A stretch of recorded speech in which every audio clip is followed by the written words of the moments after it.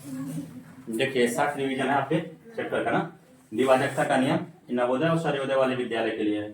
2 से विभाजित होने के नियम है, यदि किसी संख्या का लास्ट अंक ना 2, 4, 6, 8, 0 है ना, तो संख्या हमेशा 2 से कट जाएगी। 3 से विभाजित होने का नियम यदि किसी संख्या का ना अंकों का योग 3 से कट जाए तो संख्या हमेशा 3 से डिविजिबल होती है, विभाजित होती है। 4 से कटने का नियम है, यदि किसी संख्या का लास्ट का 2 अंक इकाई और दहाई वाली 2 से 4 से कट जाती है तो संख्या हमेशा 4 से डिविजिबल होती है।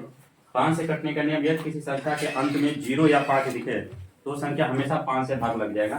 6 से कटने का नियम, यदि कोई संख्या 2 और 3 दोनों से कट जाती है तो संख्या हमेशा 6 से कटेगी। 7 से कटने का नियम कहता है, यदि कोई एक ही संख्या 6 बार दोहरे या 2 अंकों की संख्या 3 बार दोहरे या 3 अंक का संख्या 2 बार दोहरे तो संख्या हमेशा 7 से कट जाती है। फिर कहता 8 से विभाजित होने का नियम, यदि किसी संख्या के अंतिम 3 अंक 8 से विभाजित हो तो संख्याएं हमेशा 8 से विभाजित होती है। फिर कहता 9 से कटने का नियम, 9 से कटने का नियम जो 3 से कटने का नियम है, सेम 9 से कटने का नियम है।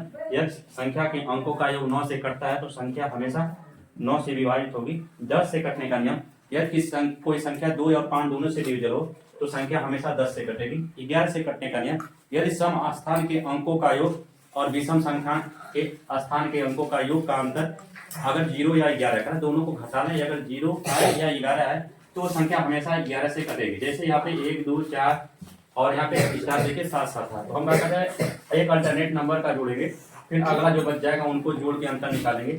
अगर 0 या 11 है तो संख्या हमेशा 11 से कटेगी। 12 से कटने का नियम है, जो 3 और 4 से कटती है वो 12 से हमेशा कट जाएंगी।